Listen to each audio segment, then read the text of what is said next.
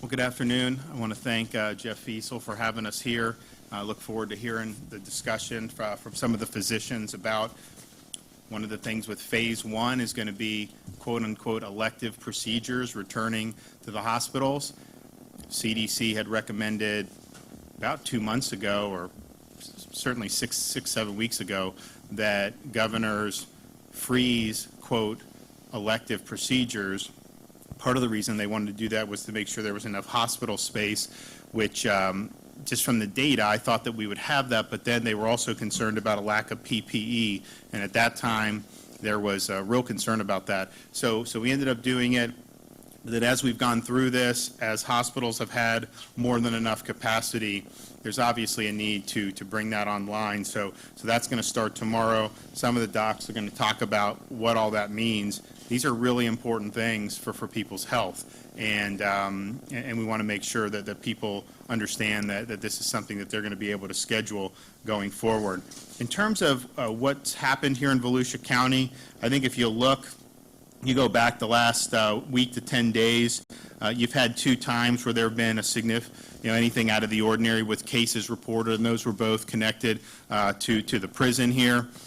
You both have inmates and staff. That obviously is an issue. It's a separate issue from kind of how it's going in the community, I think. But if you look at April 24th, there were 10 new cases, then 4 cases, 3, 7, 3, 4. You did have the 46 with the prison on the 30th, and then 7 and 7. And the percent positive has pretty much been in the last week to 10 days in that 1.5 to 2%. Accepting the prison dump when they had the prison stuff. If you look at the syndromatic indicators for Volusia, everything's trended downward in terms of the admissions to the hospital. So I think that the community here has handled it well. I know Jeff can talk a little bit about how they did it, how they've done. I know we're going to hear about how they treated. I mean, they really did a good thing here. And I'll let them talk about kind of creating a separate containment unit. We have one of the biggest problems we've seen in the last 6 weeks is people that have heart problems or stroke symptoms deciding they don't want to go to the hospital, and sometimes that is because that they're worried about being exposed to COVID. I think you'll hear what Halifax did. There's really no chance of that because of how they've segregated the units, but it's certainly important for people, if you do have those, the hospital's a safe place to be, and taking care of yourself is very, very important. I'm finally pleased to be able to say testing's been a big part of what we're doing, but diagnostic testing is not the whole thing. You can go and test negative today. Doesn't mean you can't acquire the virus 2 days from now or 3 days from now. And so it is a part of it, but it's not the entire part. What you also need to have is serological testing, antibody testing. That is testing that will determine whether somebody has the antibodies that would be associated with having had the disease. And what they're finding throughout the country in places like Santa Clara, California, University of Miami did a study, and Miami-Dade, New York is doing this, is that the number of people with the antibodies far exceeds the number of people who've actually tested positive at a diagnostic test. And so that has implications for how you deal with the epidemic going forward. So I thought this was really, really important for Florida. We have a bunch of these things coming in from all kinds of sources, but we finally got our first 200,000 in at 3 o'clock in the morning. I've been bugging Department of Emergency Management, Department of Health for a long time for that. So they have 200,000, and those are going to be deployed in the coming days. It'll probably be a combination of providing some to hospitals so that the healthcare workers can get tested, doing a lane in our drive-through test sites so that if people do want to get the antibodies, they can come in and get the antibody testing. But then there is going to need to be, and we may partner with universities on this, there needs to be some scientifically representative sample testing. So you go in different parts of the state, create a scientifically representative sample, test for the antibodies, and then see how prevalent those are in various parts of the state. The Miami study suggested that at the time, I think Dade County had 10,000 confirmed positive tests. they think it was antibodies about 160,000. So that's obviously several times more. So we want to know how that is in other parts of the state of Florida. And I don't know that the antibodies, I think you'll definitely see some divergence there, just as we've seen divergence with the epidemic overall. But I do think the antibody test is important. And then, if you're somebody in healthcare that has the antibodies, you're going to want to know that. That's going to be very helpful. Certain workers in other sectors that have the antibodies, going to be very, very helpful. Pretty much everyone agrees it confers some level of immunity. People don't know how long. Some have said maybe as low as 6 months, maybe 2 years. I think scientists will figure that out, but clearly it's a benefit to have the antibodies. We're going to continue doing our drive-through sites as we get into phase 1, these test sites. We have now we're supporting or running in conjunction with the National Guard 11 drive-through sites, and we have plans to open more. And the thought is that if someone goes to work and they have a symptom, that they know there's an easy place they can go. This is not going to even be close to all the testing, because you have medical providers are doing more and more, private sector's doing a lot of stuff, but we do think it's important. So I was just in the Panhandle. They haven't had a huge epidemic there, but we're putting one there in Escambia County to be able to serve those folks. One of the things that we're seeing that's been effective are our walk-through sites, where we'll actually go into underserved communities, set up sites where people can walk up and get tested. We're probably going to want to fold some antibody testing into the walk-up sites, but we see those in different regions of the state of Florida. This is something that we've started within the last few weeks, and they've already they've completed 12,000 tests for those walk-up sites, which is very, very important. Jeff and I talked, and some of the docs talked about how important it is to safeguard nursing homes. And as part of this rollout of the quote elective surgeries, the hospitals, when they're doing it, they're certifying effectively that they do have space in the hospital, that if you did have increase in COVID patients, they could handle it, that they have adequate PPE. They're not going to run to the state for more PPE. But then we're also asking that everyone play a constructive role in helping our nursing home residents. And what they did at Halifax is exactly the best practice that Secretary Mayhew has been talking about from the beginning. From the very beginning, she was worried about hospitals sending in COVID patients back into a nursing home and then infecting all the other places there. What Jeff is doing is that if somebody comes in with COVID in a nursing home, they need 2 positive tests before they're sent back, so that we have confidence that they're not going to infect other people. If they come in for a non-COVID reason, they're still given a test before they get sent back to the nursing home. I'll let them talk a little bit more, but that is basically what we want to see for all the healthcare providers. I think you are seeing that by and large. I know Cleveland Clinic is doing something similar, but that is a way to help fight the epidemic, and that's a huge, huge thing. But we have National Guard. I have 50 National Guard units going into nursing homes and offering testing, residents and staff. And what's happened is we found more positive cases doing that, but a lot of these cases were asymptomatic, and so then you're able to contain the cluster as it develops, and that keeps it, because if these things are left to spread unabated in a nursing home, this thing can really spread like wildfire. So we appreciate the Guard doing that. We're going to roll out this week a mobile lab inside of an RV. The lab is going to be able to do the 45-minute test.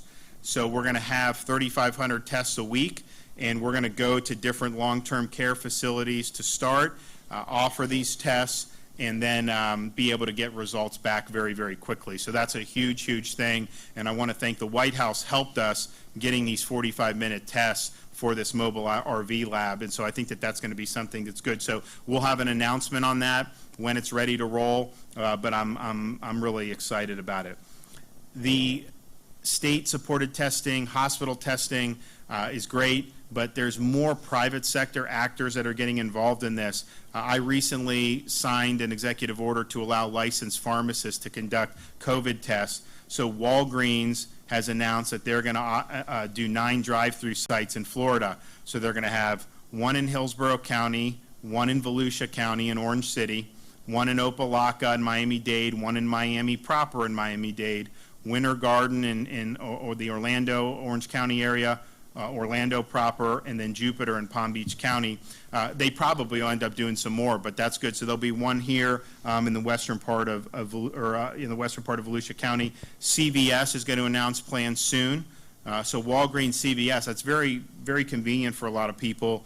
And then by early next week, Walmart plans to have 5 drive-through sites throughout the state. And so I know there'll be an announcement on that forthcoming. So we are continuing to stress the need for testing and building a really strong infrastructure. Nobody really knows what the shape the epidemic's going to take. As we go into phase 1, we just have to wait and see and look at the data.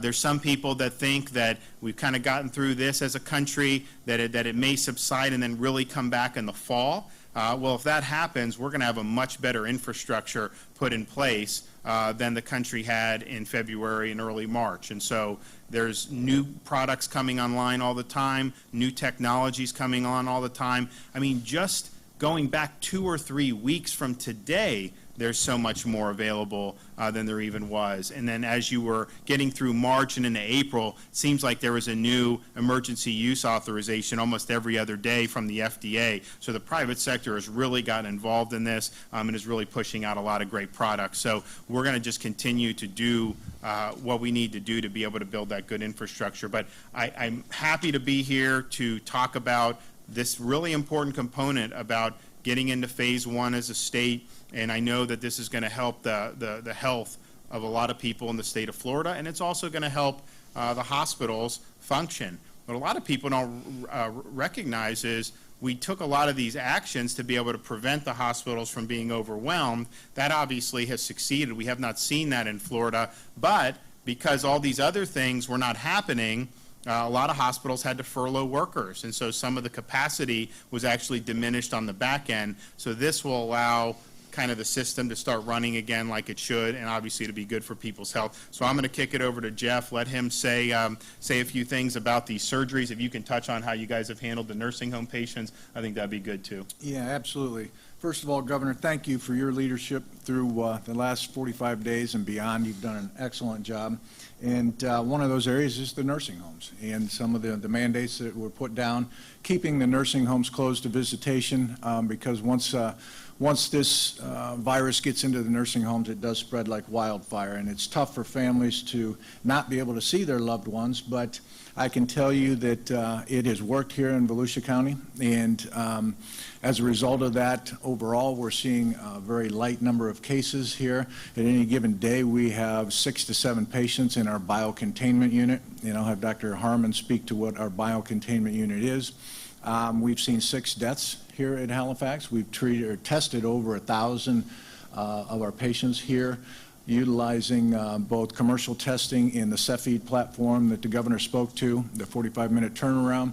We're prioritizing that type of testing for patients presenting to the emergency room that are symptomatic, as well as our workforce. And if you look at the workforce here at Halifax, we have approximately 4,000 to 4,300 team members, somewhat of a small city. And even within our workforce in the hospital environment, and this is an attestation to the fact that the hospital is a safe place to be. We've seen very, very little numbers of our patients or our employees that have tested positive for this virus. So that is an attestation to our environmental services and our infection control teams that are doing the sanitation, that the hospital is a safe place to come and be. So don't stay away if you are ill. Our emergency room volumes are approximately 50% of what they typically would run. That says that people aren't utilizing the emergency room as they at least traditionally done. So we encourage you, if you have symptoms, whether it's COVID symptoms, stroke symptoms, heart attack symptoms, that you get to the hospital. The surgery portion, we are ready to open up tomorrow. We do have a backlog of elective surgeries that have taken place. We have continued to do emergent surgeries such as heart bypass, neurosurgery, trauma surgery, obviously, that needs to take place, but there's also emergency appendectomies. So Dr. Fieser here is is a part of our surgical task force that is analyzing the surgeries that need to take place, as well as developing procedures as we go forward, how to safely reopen. On a typical day, we would have approximately 80 procedures taking place across our system. Tomorrow, we're scheduled to open up with 25 elective procedures to kind of ease back into it, and that ramps up to approximately 40 on Tuesday. And we'll also have emergency, probably another 20 to 30 emergency surgeries. So we're happy to open up the doors to our elective procedures and hopefully get things back to a semi-normal state and see how things go. Dr. Fieser, did you want to speak to the procedures that we put in place to make certain we're opening up safely? Sure. Yeah. First, I'd like to echo Jeff's sentiments. Governor, thank you for your leadership, your clarity with your messages, and your transparency with all the data that you have for giving to us as a medical community and the public in large. It's nice to get back to elective surgery tomorrow. I think that working with the hospital, we have a great approach, making sure that everyone's going to be treated safely. Everyone's being screened at certain checkpoints several days before surgery. Then when they come in the building, we have visitation guidelines to make sure that the hospital stays as safe as it is now, that the patients are cared for safely. But our message is to get all the patients, if you need surgery, now is as safe as ever. We can do it safely, and we're going to open up tomorrow morning, reduced volumes, but ramping up appropriately over the next couple of days to weeks. Can you just speak about like the gamut of procedures that would be considered quote unquote elective, and then because I think sometimes people hear elective and think unnecessary. Yes, sir. Absolutely. So, for instance, tomorrow I've got some of the operative schedules, things like aneurysm surgery, limb salvage surgery, heart bypass, even some cancer procedures that maybe the providers over the past couple of weeks had decided that in the interest of public health and the patient safety and the staff safety to delay a couple of weeks. It's now time to do those procedures. And so not the trauma emergencies, which we've always done throughout this whole ordeal, but the things that are urgent, so heart bypass, leg bypass, aneurysm surgery, maybe a symptomatic gallbladder, symptomatic hernias, and things like that now are safe to do. Great. And then Dr. Harmon, can you talk about how you have, talk about your unit and how you guys have handled the COVID patients that come in? Yeah, sure. And I'd also like to thank you for coming by and seeing us firsthand. It means a lot to us. Dr. Stephen Veal actually runs our emergency department, and he's got quite a bit of training in public health as well. And he and Alberto Tanillo, our COO, designed a space in the hospital on the ground floor that's separated considerably from the rest of the hospital. It's sort of tucked between some warehouse areas and shipping platforms. But it's nowhere near the main hospital, and it was turned into a negative pressure room by the strategic use of fans and vents. And this was all prepared prior to our first patient. So on that Saturday, about 6 or 7 weeks ago, when we got our first 2 patients, we had a place to bring them into the hospital without even going through the main part of the hospital. We've got a rear entrance that comes directly into that unit. And I won't lie to you, we invented some of it as we went along because we'd never handled anything like this before.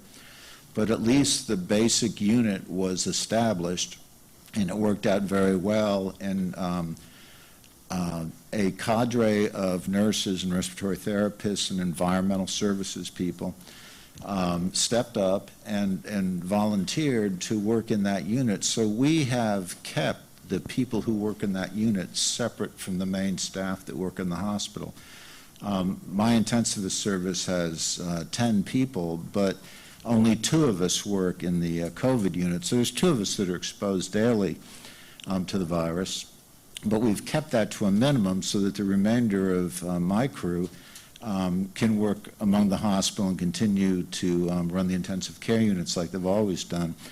But as we came along, we and Stephen Veal and Alberto designed a donning area for PPE and that sort of stuff, and then good flow through the room, and then a doffing area where all contaminated material is removed, and changing areas and lockers, and a considerable hallway that one traverses to even get into this area.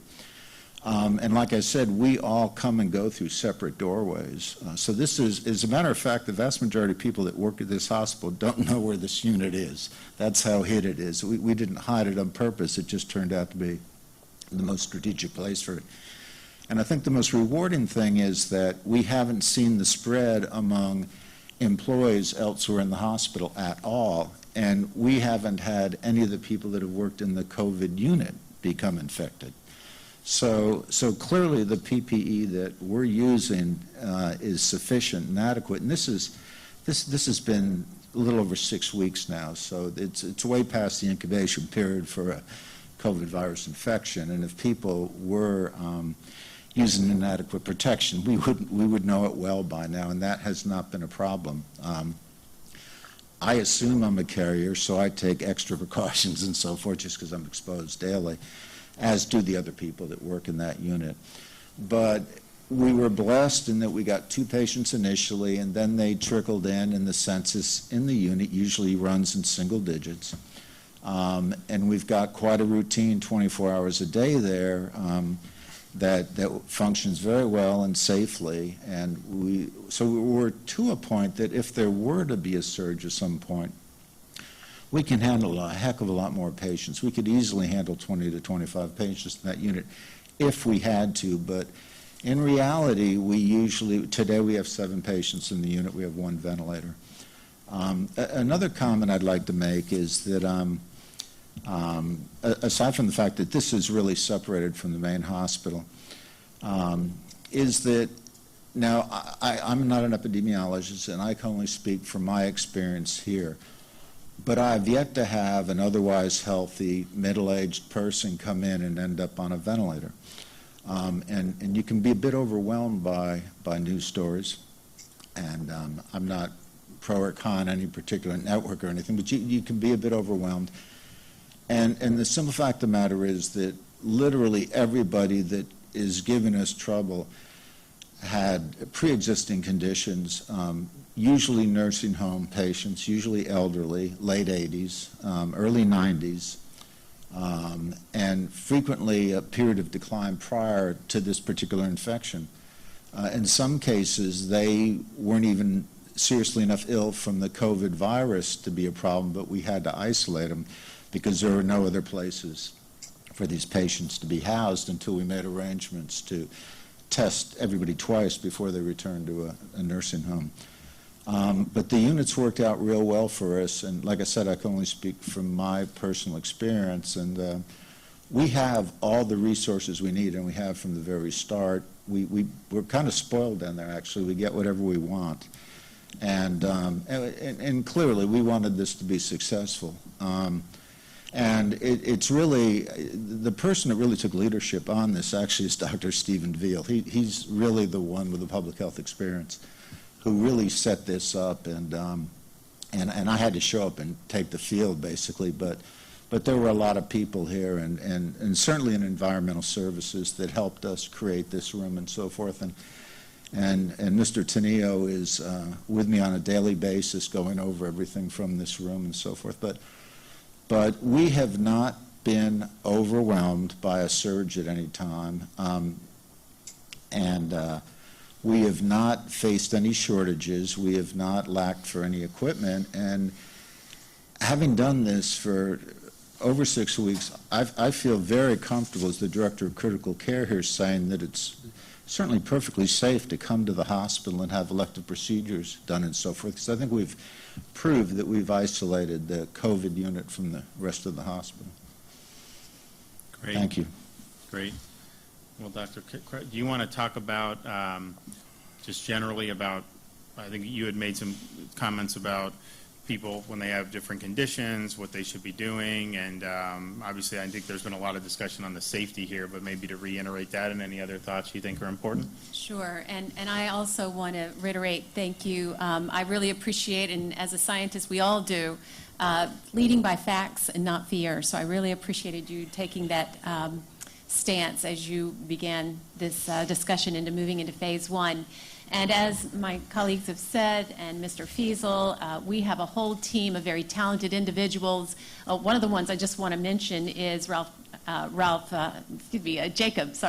Jacob, who is our engineer, who just did an amazing job getting these negative pressure rooms and areas up and running. And we've just had a whole team of talented individuals from the top to bottom, from one side to the other, who have created this environment where you can feel comfortable, you can feel safe coming in.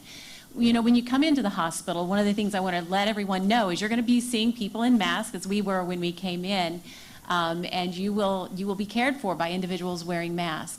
And when you come to the door as a patient, you will have basic strategic questions asked of you. We're still screening, doing particular questions to screen for your risk factors for COVID. We're looking for symptoms, temperature checks. We're doing a lot of the retooling that a lot of the businesses out in our community have had to do, quite honestly, and even more. And we're experts at working in isolating and quarantining positions, so we know what we're doing here. We've had the luxury of time, 6 weeks, to work on making sure that we have taken our policies and made them COVID-informed, is the way I like to look at that. And so everything we do throughout the institution is designed to keep you safe, to take the best care of our patients. And I will also add that our physicians who've been on the front lines caring for these patients have collaborated not only among themselves here in the enterprise, but also across the country and across the world, quite honestly, making sure that they're staying abreast of what the latest information is. We like the data, we like the facts, we like trying to incorporate that and not just fly off on tangents. We believe that the care that we've been giving has been superb. We've had some terrific outcomes, and I really appreciate Dr. Harmon speaking to some of those specific situations. So as far as what we need to do, you know, and part of your impetus has been to just educate everybody, educate about the facts and then what we do know and what we have learned.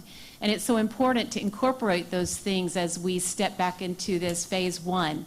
Because if we will continue to social distance, if we will continue with our hand hygiene, all of these things we've been talking about, we need to make sure that we've taken steps to protect the more vulnerable. And if you are among the less vulnerable, we've been talking about who tends to be more or less vulnerable. If you're among the less vulnerable, we certainly want to be considerate of those who may be more vulnerable, and we may or may not exactly know who they are. It could be someone who is your same age, but has a lot of illnesses that you may or may not know about. So I'm really impressed and proud for the way Florida has stepped up, how this community has stepped up, this county has stepped up, our officials have stepped up and said, let's move forward with education, let's inform this community and step forward in the best, most conscientious, courteous, respectful way possible, and let's get back to life. Great. Well, I want to thank everybody for all your hard work, and I'm excited that you're going to be getting some of these procedures going again. I think it's going to be good for the health of folks throughout throughout the Volusia County region, obviously throughout the state of Florida. So, you know, as we're going into phase one, we believe in doing safe, smart, step-by-step approach. There's not it's not that there's going to be an earth-shattering difference between phase one and what we've been doing. I mean, we're deliberately going. We're going to be cautious. This obviously is very important.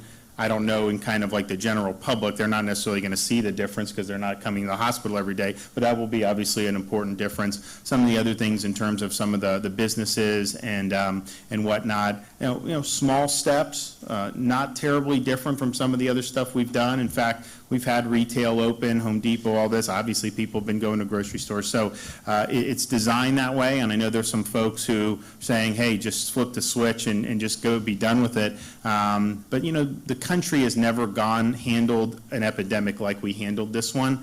They didn't in 18, 57, 68, if you look at those pandemics. So nobody really knows, and anyone that tells you they know for sure, you know, they're not being honest. So I think that's why being safe, smart, and step-by-step is the appropriate way to consider that. And I think we're going to respond well, and I think we're going to be able to continue to take some good steps. But tomorrow's just one step. It's certainly not the Florida that we had in February, but I think that we obviously want to get to where we're back in the saddle doing a lot of great things. So thank you guys for all you're doing, and I'll be happy to take a few questions before I leave.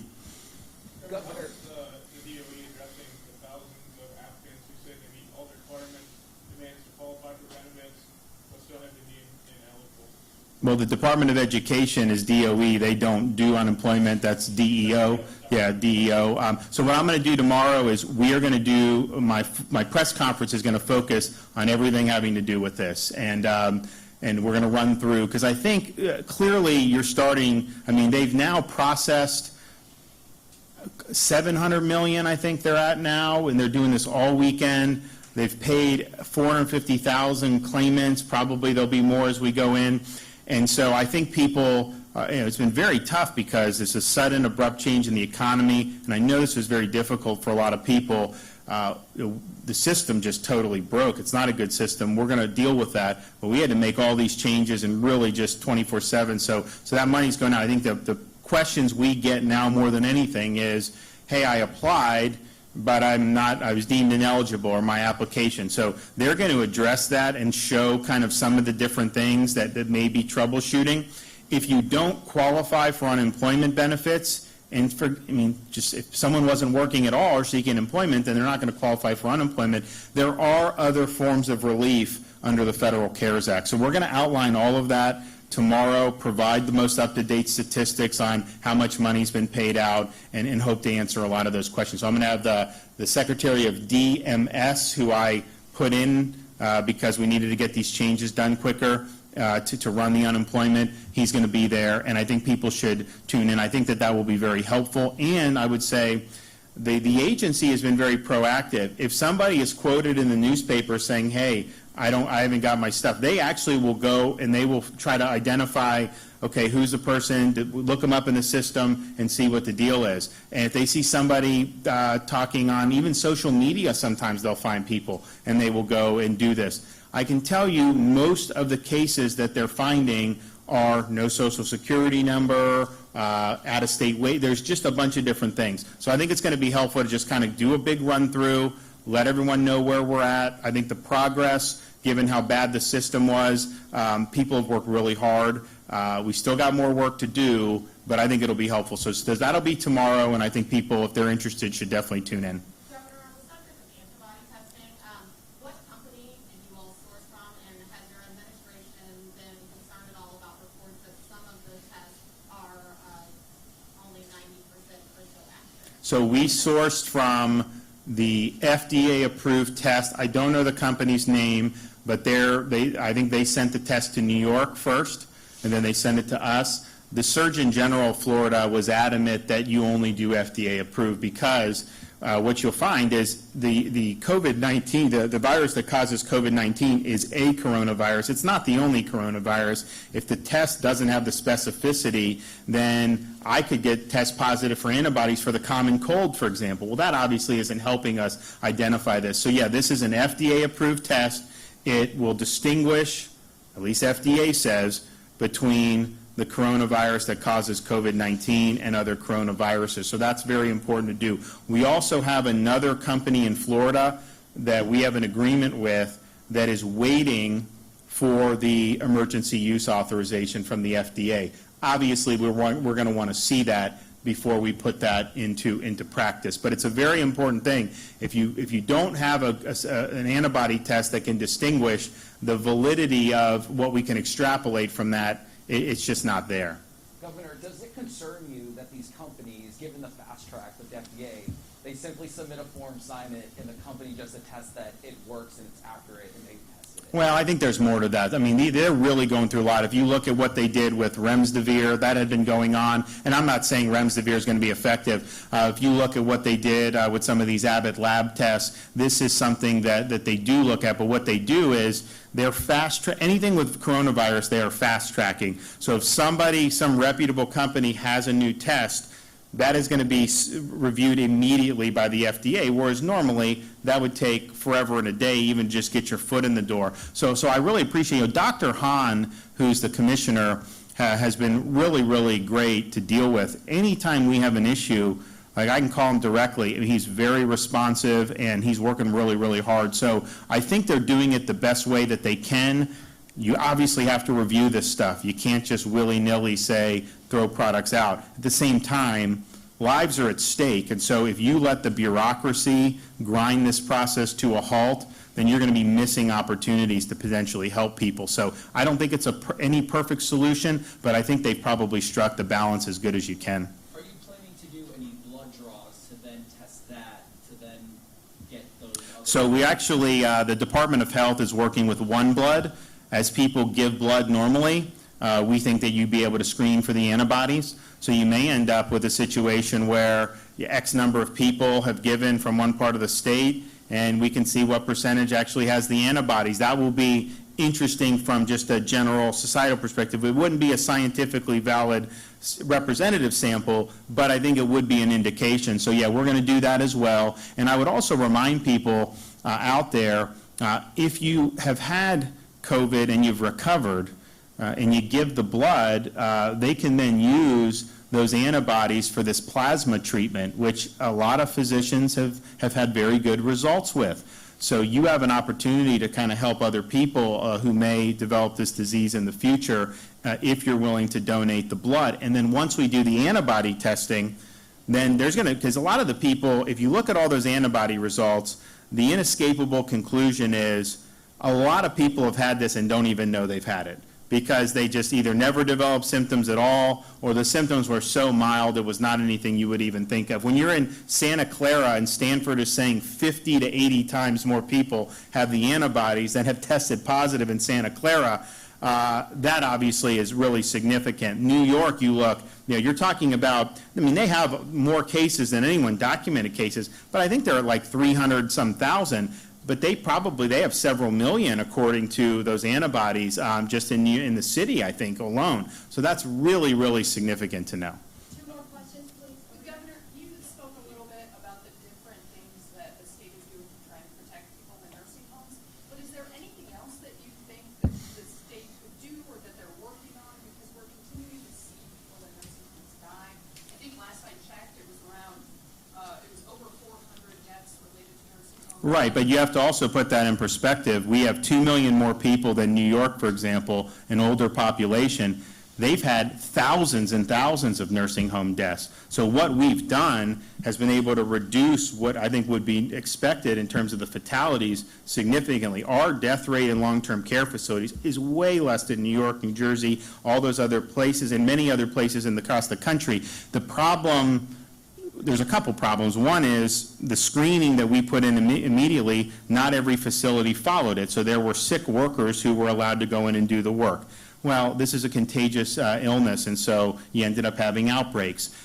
Then we started to see asymptomatic staff members. They passed the screening. They didn't have a fever. They necessarily didn't have contact, at least known contact with people who had it. But then you'd go in, a place like Suwannee County had one where you had dozens of staff, and a lot of them didn't even know they were sick, and then that spreads to the residents. So one of the reasons we're doing so much of resources on National Guard for the nursing homes is we want to be able to identify people who are asymptomatic, identify who they've been working with, and then segregate that cluster so it doesn't just continue to spread to the nursing homes. We've done a bunch of testing. I think it's been effective. But then with this RV, to be able to go in a mobile way, run the test, get the results, and then immediately isolate any staff that may be infected, that's a huge, huge force multiplier. So that's going to be coming online in a few days. We're going to do a big announcement for that. If you look at the epidemic in Florida, we're certainly outside of Southeast Florida, and you look at the numbers where Volusia is, where Brevard, a lot of these places, Orlando, Orange County's done a great job. The overwhelming threat is really in these long-term care facilities. It's not permeating right now, knock on wood, hopefully that continues, to where you have this virulent infections like you would have in New Jersey or some of these other places.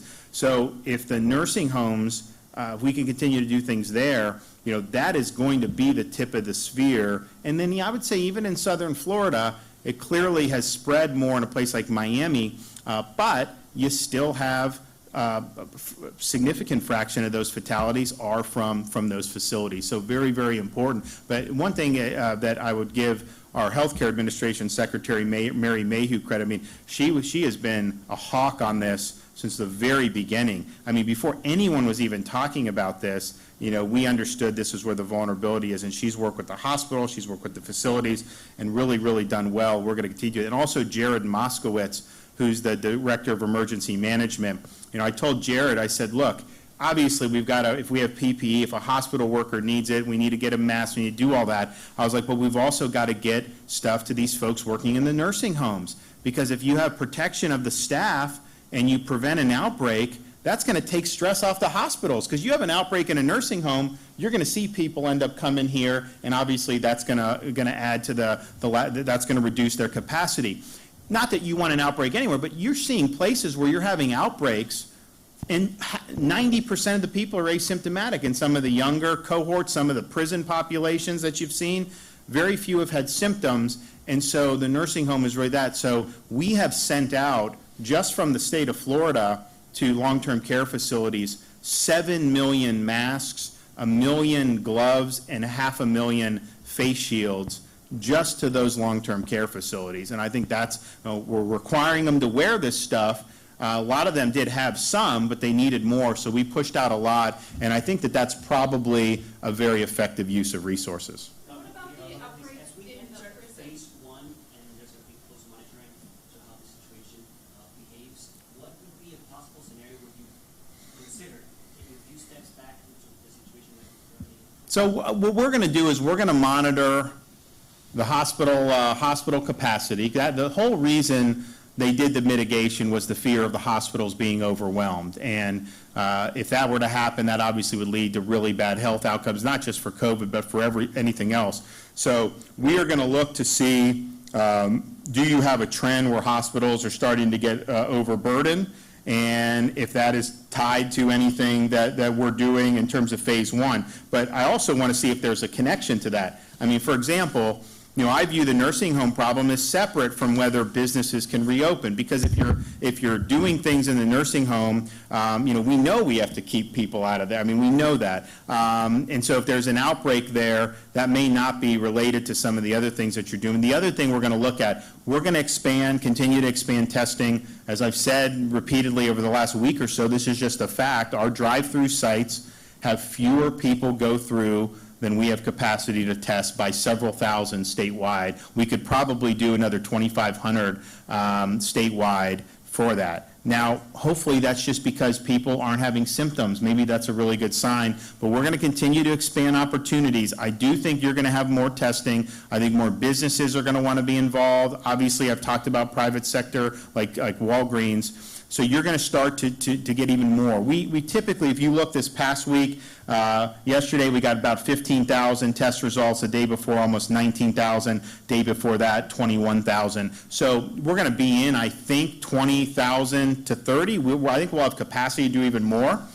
And so what I'm going to be looking, then there's going to be more cases that are going to be found because we're testing more asymptomatic people now. When this started, CDC said only test 65 and up who had traveled to China or I mean, it was so restrictive. They've loosened it, but we've loosened it even more and said, even if you don't have symptoms, you can come get tested. So what that will do, that will allow us to identify infected people who are very low risk for hospitalization or fatalities. But that's a good thing that we know that, because that could be somebody that could spread it to one of the vulnerable populations.